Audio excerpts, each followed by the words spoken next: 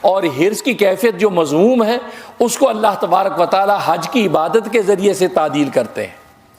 یہ حج کی عبادت جو اللہ تبارک و تعالی لاگو کر رکھی ہے، یہ ہمارے اندر جو حرص مذموم ہے اس کو ختم کرنے کے لیے حج کی عبادت لاگو ہے، کیونکہ یہ ہر عبادت کے ذریعے سے اللہ تبارک و تعالی ایک جب وہ مرض ختم کرتے ہیں۔ نماز کے ذریعے سے کبر کو توڑتے ہیں، روزے کے ذریعے سے ریا کو توڑتے ہیں، زکوٰۃ کے ذریعے سے بخل کو توڑتے ہیں، حج کے ذریعے سے حرص کو توڑتے ہیں۔ کیونکہ انسان کو پہننے کی حرص ہے، پوشاکیں اتروا دی، جوتے اچھے پہننے کی حرص ہے، جوتے اتروا دیے، سر پہ شاہی تاج امامے ٹوپیاں پہننے کی حرص ہے، ٹوپیاں اتروا دی، خوشبوئیں لگانے کی حرص ہے، ساری خوشبوئیں چھڑوا دی، پرفیوم لگانے ڈیوڈرنٹ لگانے کی حرص ہے، سب چھڑوا دی، کوئی خوشبو قریب نہیں آنے پائے، بس دو لنگیاں لپیٹ کر چپل پہن کے بس لبیک اللہم لبیک کے نعرے لگاتے جاؤ۔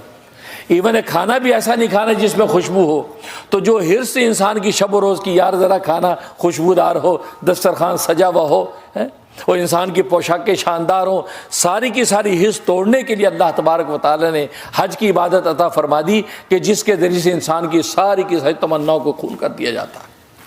اور یہ دو انسیری چادر لپیٹ کے لبیک اللہم لبیک، اب بڑے شاہی گھر بنائے، محلات ہیں، شاہی گدے ہیں، اور اس کے اندر رہنے سونے کی حرص، کہا کہ گھر چھوڑ دو، میرے گھر کی طرف آ جاؤ۔ وہاں مینا میں، عرفات میں، وہاں خیموں کے اندر پڑے ہیں، زمین پہ پڑے ہیں، لنگیاں لپیٹی ہوئی ہیں، گرمی ہے، تپش ہے، جتنی حرص تھی اپنے وطن میں رہ کے اللہ تبارک و تعالی اس حرص کو توڑ دیا۔ تو حج کے ذریعے سے اللہ تبارک و تعالی حرص کو توڑتے ہیں اور خالی زہد انسان کے اوپر ڈال دیتے ہیں، ایسا زہد کہ سب کچھ چھوڑ کر وہ لبیک کے نعرے لگاتے ہوئے جاتا ہے۔ ایون بیوی کی حرص ہے، وہ حرص بھی توڑ دی، خبردار بیوی اگر تمہارے ساتھ ہے اس موضوع پہ بات بھی نہیں کرنا، بیوی کا آپس کے ریلیشن کے حوالے سے گفتگو کی بھی اجازت نہیں ہے، بالکل پاکیزہ اللہ اللہ کرنا، اب اس کے علاوہ گفتگو بھی نہ ہو، عمل تو دور کی بات، گفتگو بھی اجازت۔ روزے میں گفتگو کی اجازت تھی، بوس و کنار کی اجازت تھی، لیکن عمل کی اجازت نہیں تھی۔ اب روزے کے اندر جب انسان کی تربیت ہو گئی، اب روزے کے بعد حج کا زمانہ آیا تو فرمایا کہ اب تمہیں بولنے کی بھی اجازت نہیں۔ وہ جو حرص تھی وہ حرص توڑی۔ تو حرص مذموم جو ہے اس کو حج کے ذریعے سے توڑا جاتا ہے، اور حاجی اب شوال کا مہینہ جیسے آیا، حج کا مہینہ ہے، اب حاجی اس کی تیاریاں کر رہے ہیں، کوئی حرص توڑی جا رہی ہے۔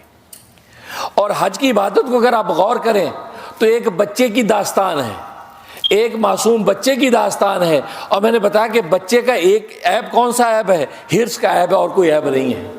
اسماعیل ذبیح اللہ یہ بچہ تھا، اس بچے کی داستان کا نام حج ہے۔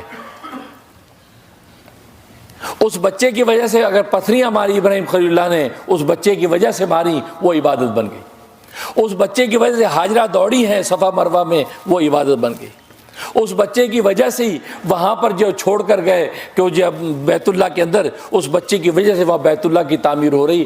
تو ایک بچے کی داستان ہے پوری کی پوری حج کی داستان، اور بچے کا عیب میں نے بتایا حرص ہے، اور کوئی عیب نہیں ہے۔ اس لیے حج کی عبادت میں اللہ تبارک و تعالی حرص کی اصلاح کرتے ہیں، انسان کی حرص ختم ہو جائے۔ اور جب زہد ڈال دیا اور وہ حرص سے جب ٹکرایا تو ایک تیسری طاقت پیدا ہوئی۔ کہ یہ آپ جانتے ہیں کہ دو متضاد قوتیں جب ٹکراتی ہیں تو ایک تیسری طاقت پیدا ہوتی ہے، اور یہ سائنس کا بھی اصول، آگ اور پانی اکٹھا کر کے لوہے کی دیواری کھڑی کر دیتے ہیں، اور وہ آگ پانی کو خشک کرنا چاہتی ہے، آگ کو بجھانا چاہتا ہے، اس سے اسٹیم پیدا ہوتی ہے، اسٹیم سے آپ کا ہوائی جہاز اڑتا ہے، ایک نئی طاقت پیدا ہوتی ہے۔ تو بالکل اسی طرح حرص وہ زہد کو دبانا چاہتی ہے، زہد حرص کو دبانا چاہتا ہے، دونوں جب آپس میں ٹکراتے تو ایک تیسری طاقت پیدا ہوتی ہے جس کو قناعت کہتے ہیں۔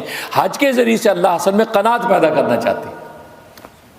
یہی وجہ کہ جب حج کر کے ہم آ جاتے ہیں، ہم وہ دو انسلی چادریں اتار دیتے ہیں، پوشاکیں پہن لیتے ہیں، امامے ٹوپیاں پہن لیتے ہیں، جوتے پہن لیتے ہیں، کیونکہ وہ جو لباس آپ کو 8-10 دن 20 دن کا دیا تھا وہ ایک انٹینسیو کورس تھا، وہ لباس ساری زندگی پہننا مطلوب نہیں تھا کہ آپ وہ دو لنگیوں میں پھرتے رہیں، نہیں، تمہارے اندر زہد پیدا کرنا مقصود تھا۔ وہ جو حرص وہ جب ٹوٹ جائے تو قناعت پیدا ہو جائے۔ قناعت کا مطلب یہ ہے کہ اب انسان پوشاکیں تو پہنے گا لیکن پوشاکوں پر نگاہ نہیں ہوگی، وہ یہ سوچے گا اس کے بغیر بھی زندگی گزرتی ہے۔ حج میں تھا ایک لنگی میں پھرتا رہا، اگر آج میری پوشاک نہیں تو کوئی بات نہیں۔ حج میں تو ایک چپل کے اندر زندگی گزر گئی، میں نے 40 دن چپل میں گزار دیے، اگر شوز نہیں ہے تو کوئی بات نہیں۔